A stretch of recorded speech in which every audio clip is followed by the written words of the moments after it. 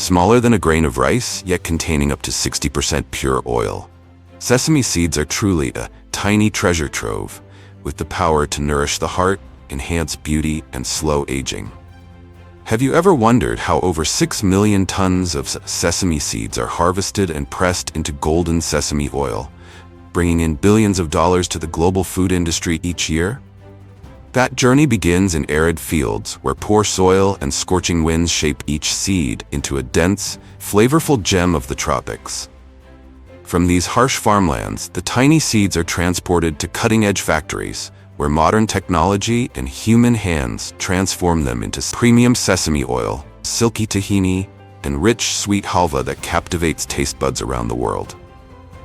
Today, we'll embark on a fascinating journey with these tiny sesame seeds and uncover how they become the aromatic, liquid gold now winning hearts across the globe.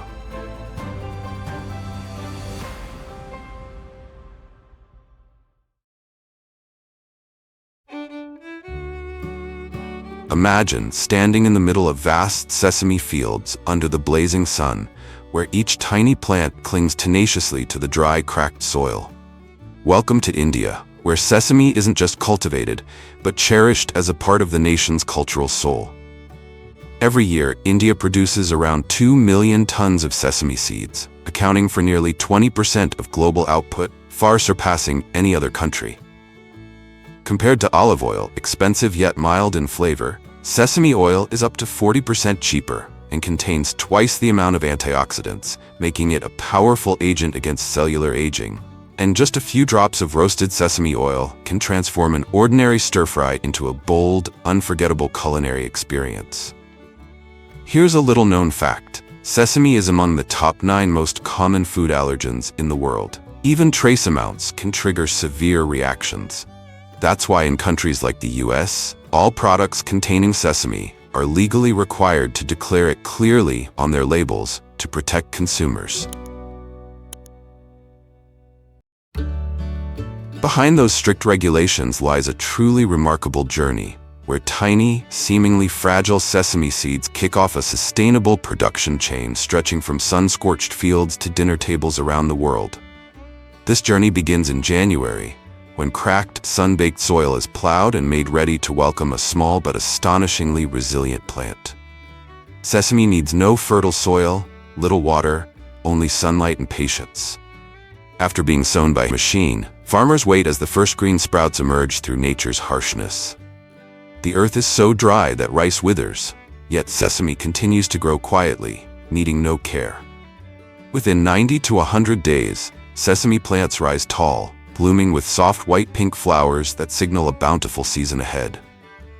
By April and May, the fields are cloaked in a jade-green hue, dotted with delicate blossoms. A rustic yet hopeful beauty, echoing the quiet strength of this remarkable crop.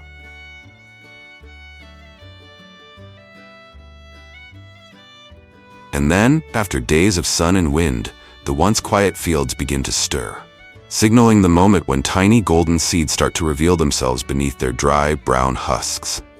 There are 2 main harvesting methods: mechanized harvesting or traditional hand-picking. In rural areas where machines have yet to replace manual labor, sesame harvesting is still done using traditional hand methods. Farmers use sickles to cut each sesame plant when the pods begin to dry, then gather them into bundles and stand them upside down in the field to sun-dry.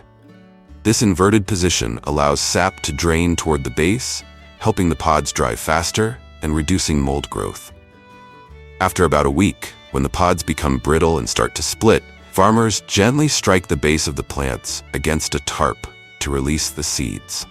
On average, a single bundle can contain between 250,000 and 300,000 sesame seeds.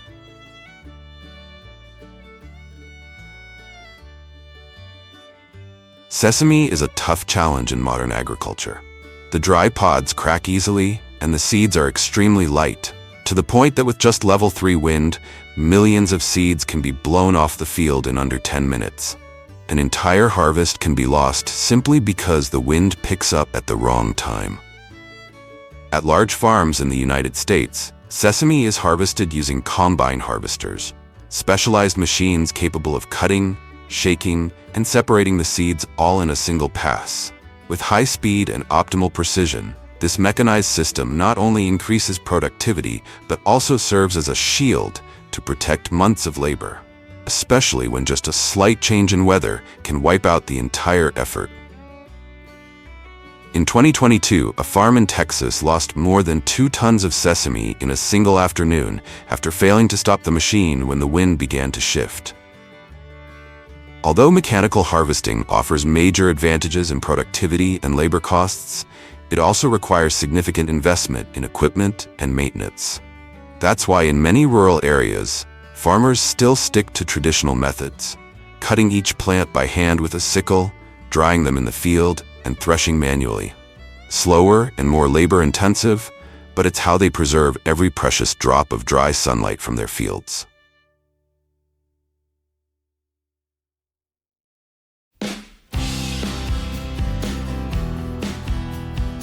Before being taken to the factory, sesame seeds undergo a preliminary cleaning process near the harvesting area. Although it's just one of the initial steps, for sesame, a seed as small as a pinhead, light and extremely fragile. Unlike corn or soybeans, which are large, firm, and easy to handle, sesame requires an extremely precise cleaning system. Ultrafine mesh, high-frequency vibration, and multi-layer air blowers, strong enough to remove dry husks and dust, yet gentle enough not to lose the seeds. Some modern systems can process 300 to 500 kilograms per hour, removing up to 99.5% of impurities in a single pass. Here, cleaning isn't just about removing debris, it's about selecting the purest part of the entire harvest.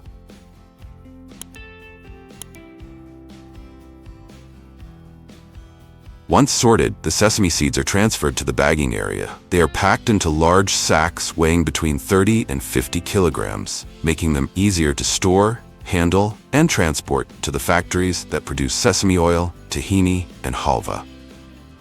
Before being pressed into golden drops of oil, sesame seeds must go through an essential purification ritual, a thorough washing process in large water tanks.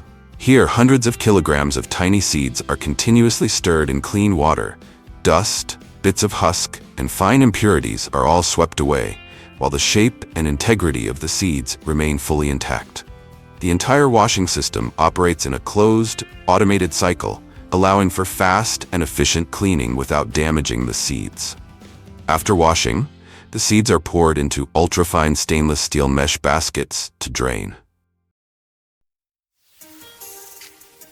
After being thoroughly washed and drained, the sesame seeds are moved to the drying stage for complete dehydration. Hot air is evenly distributed from multiple directions, allowing the seeds to dry quickly without cracking or scorching. This process usually takes 20 to 40 minutes, depending on the initial moisture content and equipment capacity. Before we discover how those golden drops of sesame oil are pressed, let's first take a fascinating detour into the process where sesame seeds are transformed into silky smooth tahini and sweet, melt-in-your-mouth halva.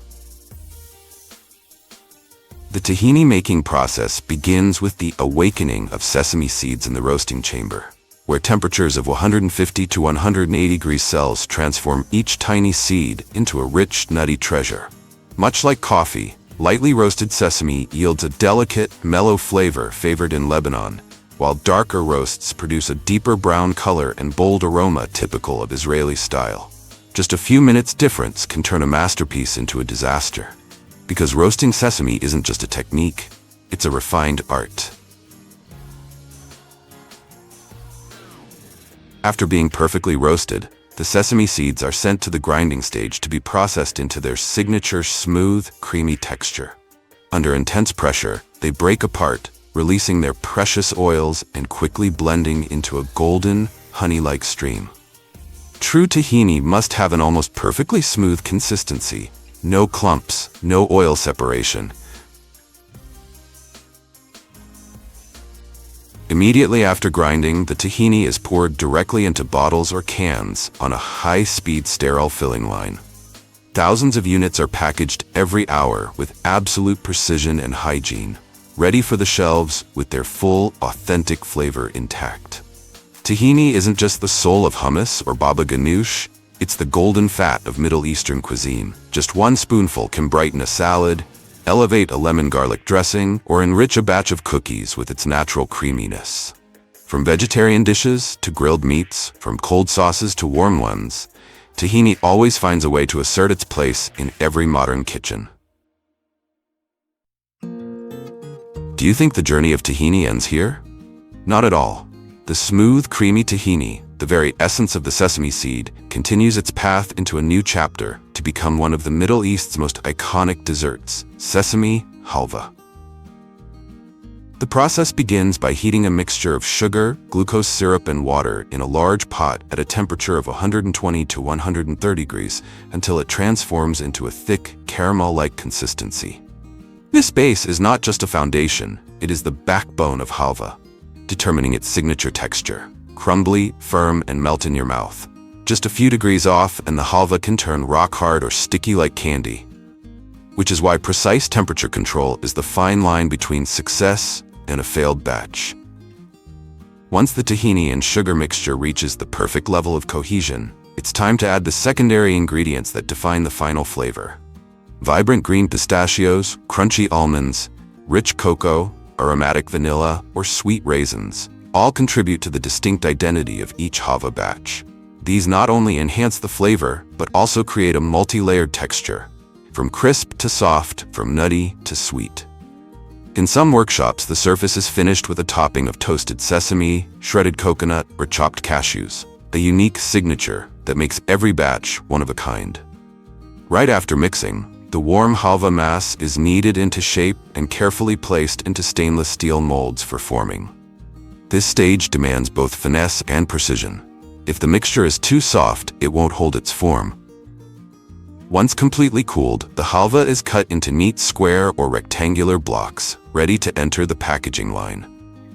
Each package of halva is not just a dessert, it's a cultural slice of Mediterranean cuisine, found everywhere from the streets of Istanbul to store shelves in New York and Tokyo. And without keeping you waiting any longer, let's head straight to the sesame oil factory, the part we've all been waiting for. Remember the sesame seeds that were thoroughly washed and roasted in the previous stage? Now, a large portion of them is sent straight into the sesame oil production line, starting with the most crucial step, hot pressing, the traditional and most effective method for extracting rich, aromatic sesame oil. The seeds are heated to over 100 degrees Celsius before pressing, which helps release the maximum amount of oil and develops the signature amber color and unmistakable toasty aroma. On average, 100 kilograms of sesame seeds yield 40 to 45 liters of hot-pressed oil, significantly more efficient than cold pressing, making it the top choice in the food industry. After pressing, the crude oil passes through multiple layers of filtration to remove all residue, impurities, and tiny particles, ensuring perfect clarity while preserving its original flavor. The oil is then moved to an automated bottling line in a sterile environment. Thanks to this fully enclosed and tightly controlled process, the final product retains its freshness without needing any preservatives. Just one small spoonful a day provides a rich dose of unsaturated fats, antioxidants, and sesamin, a valuable compound known to reduce inflammation, lower cholesterol, and support heart health. More than just a cooking ingredient, sesame oil is fast becoming a global superfood favorite.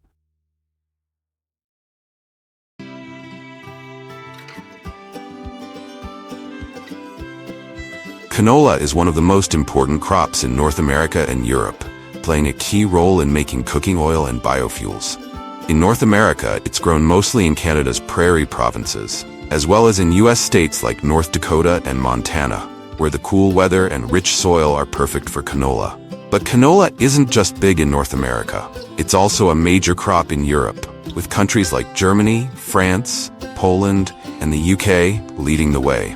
Farmers there have found the perfect mix of old-school farming know-how and modern technology to grow tons of canola every year. This crop has become a global superstar in agriculture. Every canola farming story begins in the fields. In Canada and America, after a cold winter blanketed in snow, the planting season kicks off in early spring. As the snow melts and temperatures rise to around 40 to 50 degrees Fahrenheit, with frost risks fading, farmers get to work planting canola seeds. The first step is preparing the soil. Using advanced machinery like disc plows and cultivators, they loosen the soil, improve aeration, and clear out weeds, creating the perfect conditions for the seeds to grow. Next, precision fertilizer spreaders evenly distribute organic manure from livestock, ensuring the soil is packed with nutrients to support healthy canola growth throughout the season. Once the soil is prepared, it's time to plant. Canola seeds are often treated with specialized coatings to protect against soil-borne diseases and pests, ensuring better germination rates and healthier plants. Farmers pour canola seeds directly into the seeders' containers. In addition, granular fertilizer is also added directly to the machine to help the seeds have the initial nutrients to grow. These tiny seeds are sown using advanced precision drills, which place each seed about 0.5 to 1 inch deep into the soil, with optimal spacing to maximize growth. The ideal distance between rows and plants ensures proper airflow and sunlight exposure, which are crucial for a thriving canola crop. Thanks to modern machinery, planting canola is a quick and efficient process, with large fields spanning dozens of acres, often completed in just a single day. After planting, canola needs careful care from watering to spreading fertilizer. Pivot irrigation is a highly efficient system used to water canola fields, ensuring even distribution of water across the crop. This system features long, rotating arms that pivot around a central point, delivering water directly to the soil or plant roots. For canola, pivot irrigation is particularly beneficial, as it provides consistent moisture levels, crucial for optimal growth. Besides watering, spraying is equally important. Spraying for canola involves using modern machinery to apply fertilizers, herbicides, and pesticides precisely at critical growth stages. This careful management helps canola plants thrive, boosting their health and overall yield potential. Canola typically begins to flower about 40 to 60 days after planting, depending on the variety and growing conditions. A canola field in full bloom is a breathtaking sea of bright yellow, stretching endlessly under a clear blue sky. The vibrant flowers sway gently in the breeze, creating a stunning contrast that embodies the beauty of rural landscapes. While canola is primarily self-pollinating, the presence of bees greatly boosts the efficiency of pollination by transferring pollen between flowers. Honeybees and wild bees are particularly attracted to the bright yellow blossoms of canola, which provide abundant nectar and pollen. Farmers often place beehives near canola fields during the flowering stage, encouraging natural pollination while also supporting honey production.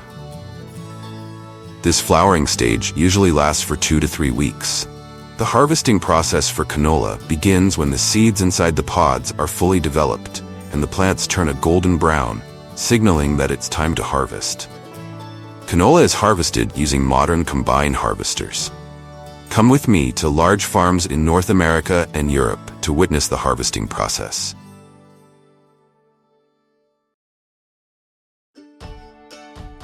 Canola is usually harvested in 2 ways: direct combining or swathing first and then harvesting. Direct combining is used when the canola is evenly ripe and the weather is dry, saving time and effort. On the other hand, swathing is applied when the plants are unevenly ripened or at risk of seed loss due to strong winds. This method allows the seeds to ripen more evenly before the main harvest, ensuring better yields. First, we come to Canada, where canola is harvested primarily by swathing to ensure the best quality and minimize seed loss. This involves cutting the plants and placing them into neat rows, called windrows, across the field. Swathing helps the pods dry evenly, prevents shattering, and allows farmers to harvest the crop at an optimal time, even if the weather is unpredictable. It features sharp cutting blades and a moving conveyor belt to neatly lay the plants in rows on the ground for further ripening. The canola swather is also equipped with a roller at the back, which gently presses the freshly cut rows onto the ground. This component helps secure the plants, protecting them from strong winds and promoting even ripening.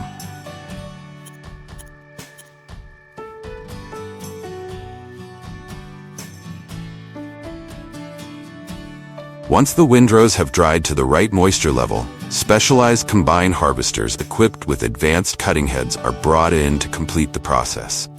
These machines efficiently pick up the windrows, separating the tiny black seeds from the stalks through a gentle threshing process. The harvesters are designed to minimize seed loss while leaving the remaining stalk residue neatly in the field, where it can decompose and enrich the soil. The combine harvester for canola features a large grain tank positioned on top of the machine to store seeds directly after separation from the plant. It efficiently cuts the plants using front-mounted blades and moves them into the threshing chamber to extract the seeds.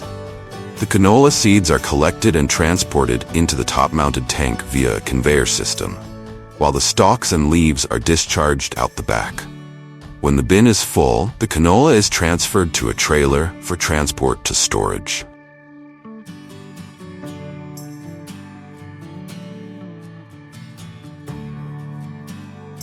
Next, we will explore the direct harvesting process using a combine harvester. Direct harvesting of canola using a combine harvester is common in Australia, the United States. This machine basically works exactly the same way as the combine harvester above, except that the harvester is larger to help maximize the harvest area. Canola isn't just an essential oilseed crop, it's a cornerstone of global agriculture, with annual production reaching over 46 billion pounds. Canada is the leading producer, contributing a significant share to the global market, followed by countries like Australia and the European Union. However, fluctuations in climate and international trade can impact supply. The United States also plays a vital role in the global canola market, leveraging its advanced agricultural technology and sustainable farming practices to meet market demands. American farmers' adaptability ensures a stable supply of high-quality canola, supporting global food security and reinforcing the U.S.'s position as a key player in international agricultural trade.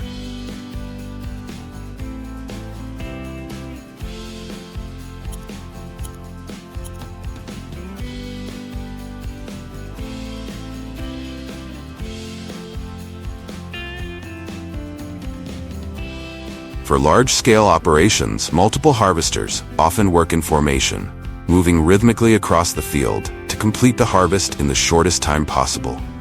This blend of careful preparation, swathing, and advanced machinery ensures that each canola seed is harvested with precision and care, ready for the next stages of processing and production.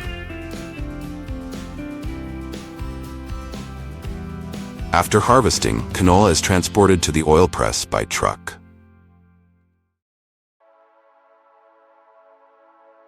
Trucks loaded with freshly harvested canola seeds roll into the factory gates, carrying tons of raw materials straight from vast fields.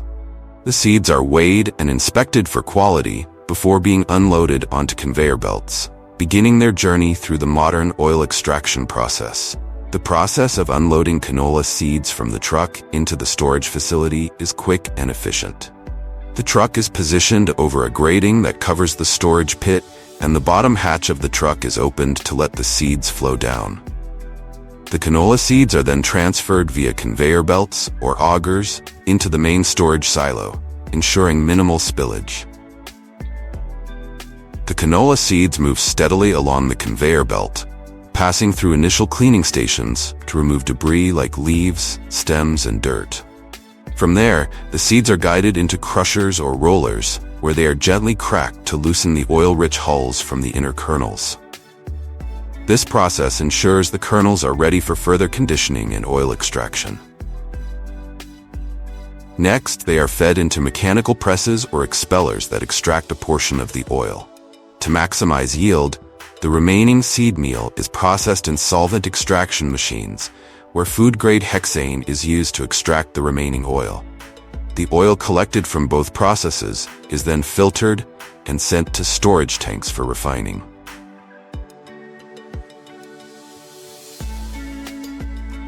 Next, the crude canola oil is filtered and treated with chemicals or physical methods to remove free fatty acids, waxes, and unwanted particles.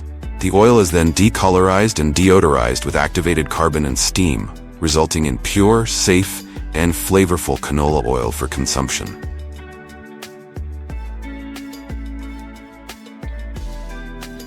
After refining, the canola oil is pumped into the bottling line, where automated machines fill it into pre-sterilized bottles with precision to ensure consistent volume.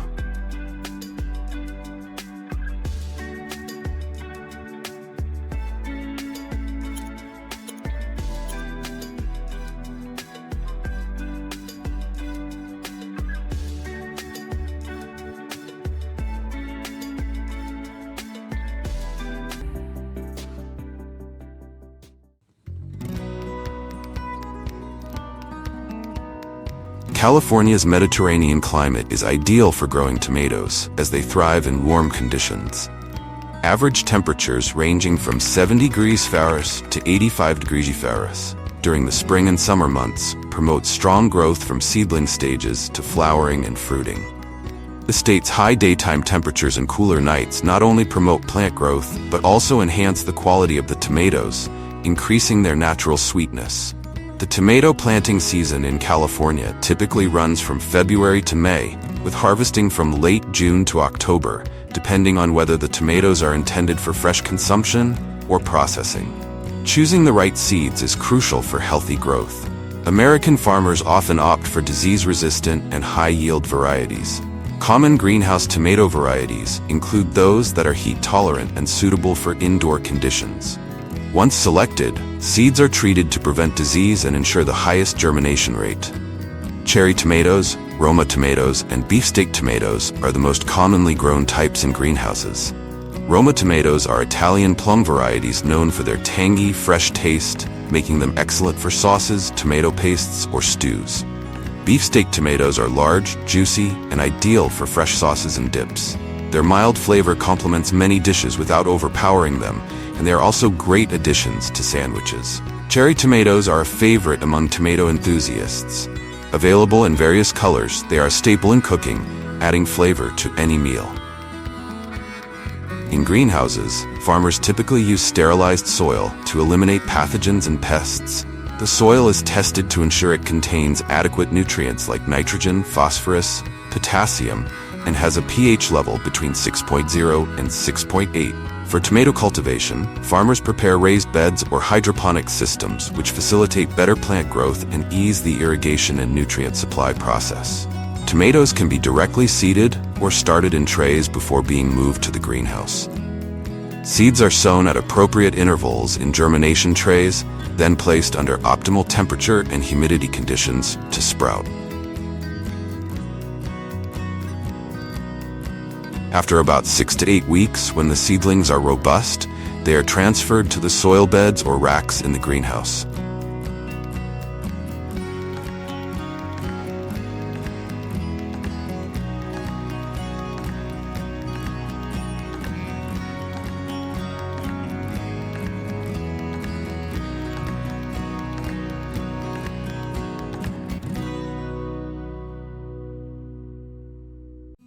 Greenhouses in the U.S. are equipped with automated systems to control temperature, humidity, and light.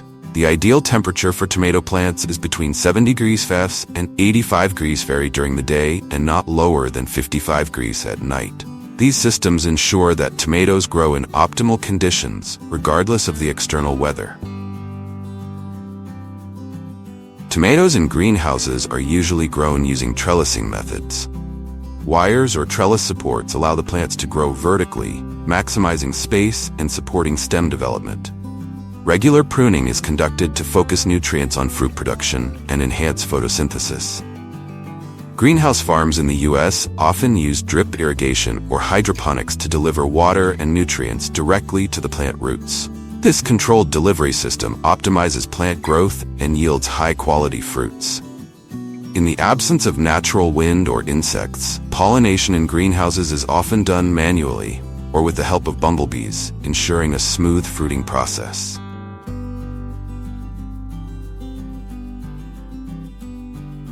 When tomato plants bear fruit, people will pick the green tomatoes and put them under a microscope to accurately analyze the nutritional value of the tomatoes. Tomatoes are harvested when they reach the perfect level of red ripeness and firmness, ensuring they are of the highest quality when they hit the market. Thanks to controlled greenhouse environments, harvesting can be flexibly scheduled, allowing for year-round production. In modern U.S. greenhouses, robotic technology has largely replaced manual labor in the tomato harvesting process. These robots are equipped with advanced sensors and artificial intelligence, enabling them to identify ripe tomatoes by analyzing their color and size. Robots use soft mechanical arms to gently pick each tomato, ensuring the fruits are not bruised or damaged. With the ability to operate continuously and accurately, these robots can harvest tomatoes 24/7, optimizing productivity throughout the season. Importantly, the robots can adjust their grip strength to handle different types of tomatoes, avoiding damage to their delicate skins. These robots can move along rows, harvesting thousands of tomatoes in a short period. Intelligent algorithms allow the robots to adjust their grip and picking angle for each type of fruit. Additionally, the robots have learning capabilities that improve over time, making the harvesting process more efficient. Beyond harvesting, these robots can monitor the health of the plants using sensors, promptly detecting signs of disease or nutritional issues. This data is continuously updated and sent to a central system, where farmers can quickly intervene if necessary. Using robots for harvesting not only reduces labor costs but also ensures uniformity in product quality. The robots can identify and discard substandard fruits, only harvesting perfect ripe tomatoes. This maintains consistent quality throughout the harvesting season. Moreover, robots can operate in conditions that may be challenging for humans, such as high temperatures or extended work environments. The integration of robots in greenhouses has enabled American farmers to optimize tomato cultivation and harvesting processes, producing high-quality, environmentally friendly products. However, the initial investment in harvesting robots can be significant, with prices ranging from $200,000 to $500,000 per robot. This high cost might be a consideration for some farms, but the long-term benefits of increased efficiency and reduced labor costs can offset the initial outlay. Robot-assisted harvesting in greenhouses not only achieves high efficiency, but also meets the large consumption demands, contributing to the enhancement of modern agriculture quality. After being harvested, tomatoes are transferred to a sorting line. The workers will check again to remove substandard tomatoes. Any tomatoes that do not meet standards, such as those that are bruised or overripe, are immediately discarded. Tomatoes that pass the quality check are separated according to size to meet market demands. Once sorted, the tomatoes proceed to the washing stage to remove dirt, dust, and other impurities. The washing process typically involves immersion in water tanks combined with high-pressure water jets. After being washed and dried, the tomatoes move to the packaging area. They are commonly packaged in plastic boxes to protect them during transportation. Packaging containers are usually labeled with information about the product, such as the origin, type of tomato, and packing date, and transported to supermarkets for sale to consumers. Fresh tomatoes are immediately transported to the processing plant to ensure they retain their freshness and flavor. Upon arrival, they undergo a quick inspection before entering the production process. Tomatoes are passed through a washing system to remove dirt, dust, and impurities. Only the tomatoes that meet the standards continue on to the next stage of production. They are then passed through a high-pressure water jet, passing through an aeration tank to completely remove the shell. Tomatoes are steamed using heat through a steam oven system.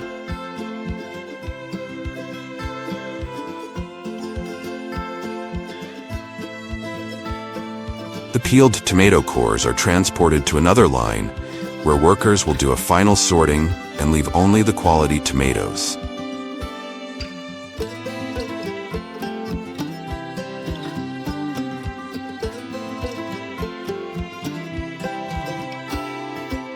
The tomatoes are then fed into a high-powered grinder that turns them into small pieces.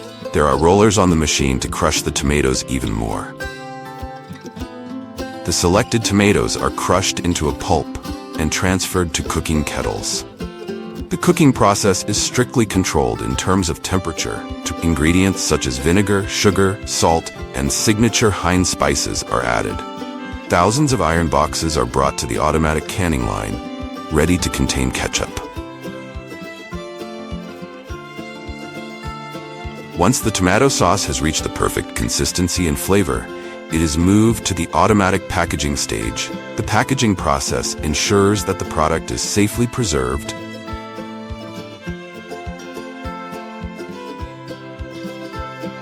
Each batch of product undergoes a strict quality control process. The inspection system checks for taste, consistency, food safety standards, and label accuracy. Only batches that meet all standards are distributed to the market. The final product is distributed from the plant to global markets.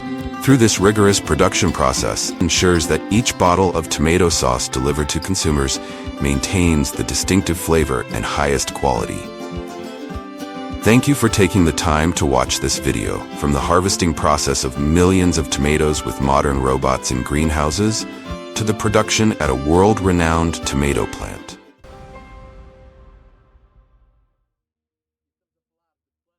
Welcome to Mexico, the homeland of the cactus, where this spiny plant is regarded as one of the nation's strategic crops, leading the world in production with hundreds of thousands of tons harvested each year.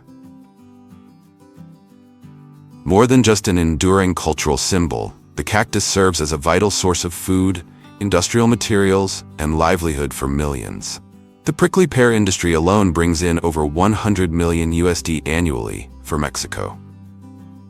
Beneath its thorny skin lies a sweet, refreshing flesh with a flavor blend of watermelon, pear, and kiwi, rich in vitamin C, packed with minerals low in sugar, making it ideal for diabetics and earning its place among the world's most promising superfruits. Thanks to its drought resistance, ease of cultivation, and high economic value, the prickly pear is increasingly seen as a key to the future of sustainable agriculture. So, where does this journey begin? Join us as we explore the land where blazing sun and rocky soil give rise to the remarkable survival story of the cactus. Everything begins with a step that may seem simple, yet it is a critical phase for anyone hoping to achieve a bountiful harvest: seed selection.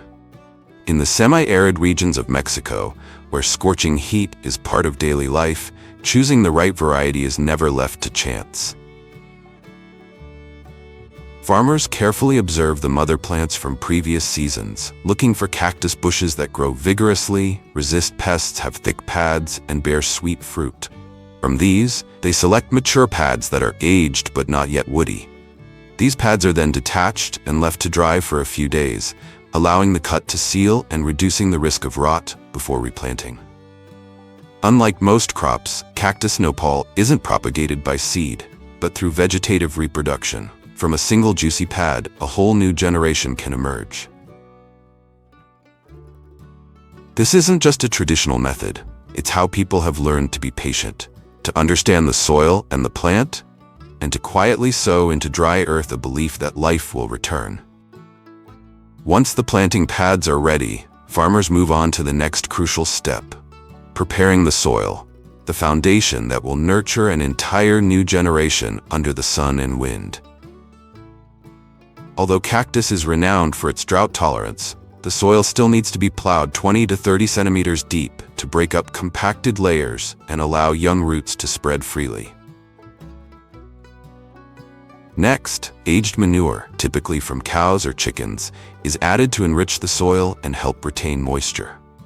In areas with acidic or saline soils, rice straw ash and lime are used to balance the pH. They don't try to force fertility into the land. Instead, they simply create conditions that are just enough. Enough for the plant to anchor, enough for the roots to find water when drought strikes. Because in that restraint lies resilience, the kind that allows new life to take root and grow stronger. Once the soil has been thoroughly tilled and the planting pads have been dried just enough to seal the cut ends, preventing rot while preserving vitality, farmers begin the planting process. Each pad is placed at an angle of about 60 degrees, buried 5 to 10 centimeters deep in the loosened soil. This depth is just enough to secure the base while allowing young roots to easily anchor and grow steadily.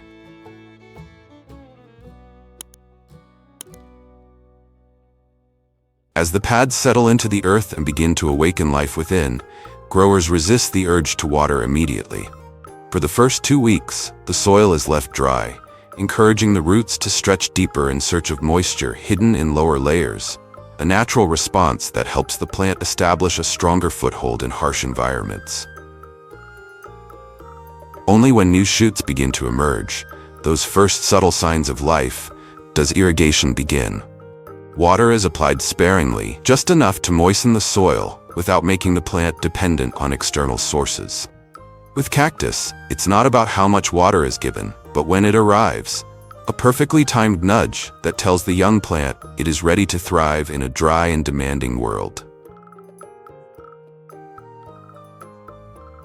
When the dry season lingers long enough and the sun has scorched the edges of each cactus pad to a golden hue, the prickly pears begin to ripen, changing from green to amber, then to deep red, swollen as if they've gathered the desert sunlight beneath their delicate skins.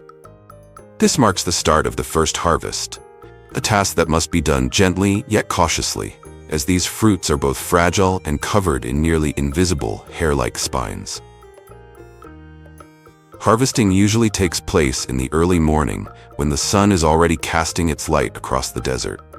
Farmers dress in long sleeves, gloves, and wide-brimmed hats to shield themselves, carefully stepping between rows of spiny plants. Using steel tongs or curved knives, they skillfully twist each fruit, detaching it from the pad with a light motion, taking care not to tear the thin skin or release the ultra-fine spines that can lodge deep in the skin and cause hours of irritation. Each fruit, once picked, is gently dropped into bamboo baskets or plastic tubs kept nearby, making it easy to move through the rows while minimizing handling and contact. Once the last prickly pears have been gathered, farmers return to a familiar rhythm, harvesting the nopal pads, the tender green stems often referred to as the lungs of the cactus. What seems like a simple task actually demands great precision, as even a slight miscut can damage the mother plant and disrupt its entire growth cycle. The selected pads must not be too old or woody. Their surface should still be smooth, evenly thick, and tinged with that signature jade green. With a razor-sharp knife, the worker makes a swift yet delicate cut close to the base, carefully avoiding the bud eyes. Tiny growth points where even a small scratch can prevent new shoots from sprouting. Every cut must be clean, exact, as if the cutter understands the biological rhythm pulsing beneath those layers of spines. Roughly every 7 to 10 days, new pads emerge, and the cycle repeats, like a steady breath across the desert landscape. At larger farms, semi-automated machines are now used for harvesting, reaching speeds of 500 to 700 kilograms per hour, resembling combine harvesters in arid terrain. Yet, not every field is flat, and not every cactus grows in neat rows. In rugged hillsides where the earth cracks like dried skin and plants grow wild, each cut is still entrusted to human hands, where technique, intuition, and years of experience preserve something no machine can replicate: the art of cutting to keep life alive.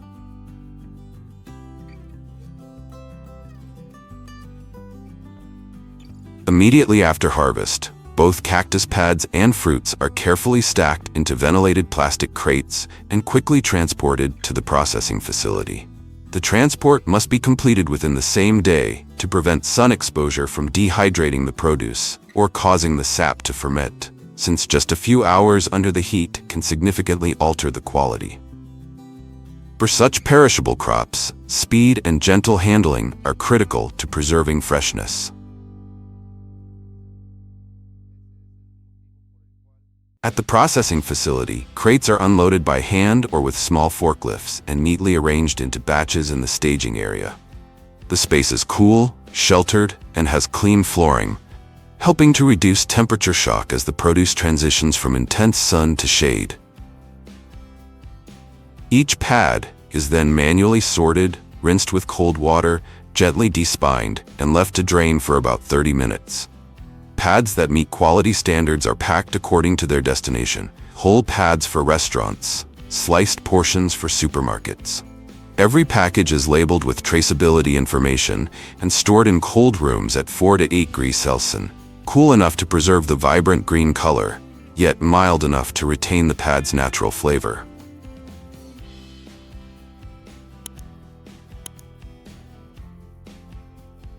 No-pall pads that don't meet commercial standards are set aside for a different purpose, becoming a green source of nutrition for livestock, especially cattle and buffalo during the dry season. After being washed and despined, the pads are fed into specialized shredders, where they are either sliced into 2 to 4 centimeter strips or ground into a soft, wet mash that's easy to digest. At larger farms, chopped straw, sugarcane pulp, or dried grass is often mixed in to balance nutrients and increase roughage. Modern machines can process 1 to 1.5 tons of cactus pads per hour, an impressive output considering that in many semi-arid regions, this is the main source of feed keeping livestock alive through the dry season. With a water content of up to 90% and rich in potassium, calcium, and natural mucilage, no-pall helps animals stay hydrated, improves digestion, and reduces heat stress. In sun-scorched areas where even grass withers, no-pall becomes a living water tank for livestock, quietly feeding and hydrating herds without a single drop of rain.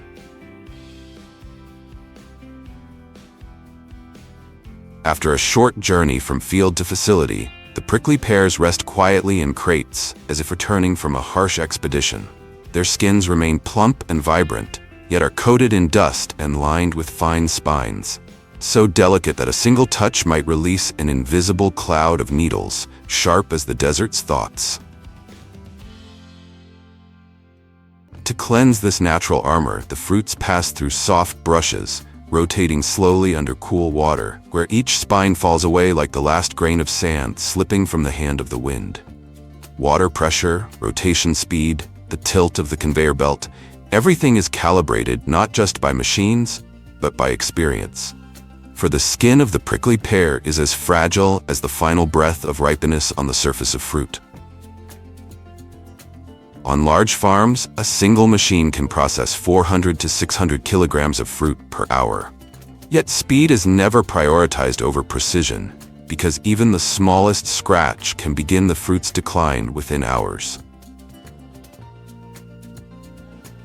Once the dust and fine spines have been removed, the prickly pears move on to their final stage, packaging. Workers select the fruit using both sight and experience, not just to pick the most attractive ones, but to ensure perfect ripeness and firmness. Fruits that meet the standard are carefully arranged in ventilated trays or mesh bags, labeled with their origin and packing date as a promise of quality.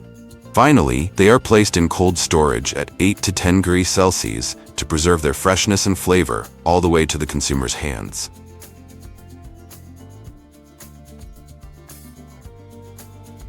In addition to daily fresh consumption, a significant portion of prickly pears is sent to processing plants, where the ripe, succulent fruits continue their transformation into a variety of high-value products. After being peeled, either manually or using semi-automated machines, the fruits are deseeded and fed into cold-press extractors. With a capacity of 500 to 800 kilograms of raw fruit per hour, these systems can handle dozens of tons each day while preserving the purity of the juice. The result is a vibrant pink-orange liquid, glowing with a natural radiance, as if infused with the essence of dry soil, scorching winds, and late-season rains. This isn't just juice, it's a nutrient-rich concentrate, packed with vitamin C, flavonoids, and especially betalains, powerful antioxidants with anti-inflammatory properties up to 3 times stronger than those found in beets. Though not every drop of cactus juice ends its journey as a refreshing drink, some are reserved for a quieter transformation into wine. In cold steel tanks, the vibrant pink-orange liquid undergoes natural fermentation over 7 to 10 days, guided by probiotics and steady temperatures. Once the wine has matured, it is filtered and left to rest, gradually turning into a clear ruby-red hue. A single sip reveals a delicate sweetness that touches the tip of the tongue, carrying the essence of dry earth, blazing sun, and the art of finding pleasure amid harshness.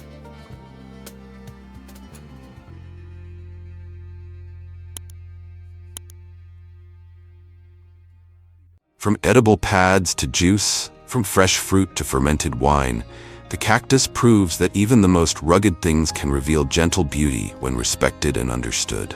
This journey isn't just the story of a plant, but a testament to resilience and adaptation, lessons both nature and humanity are relearning in an increasingly arid and changing world.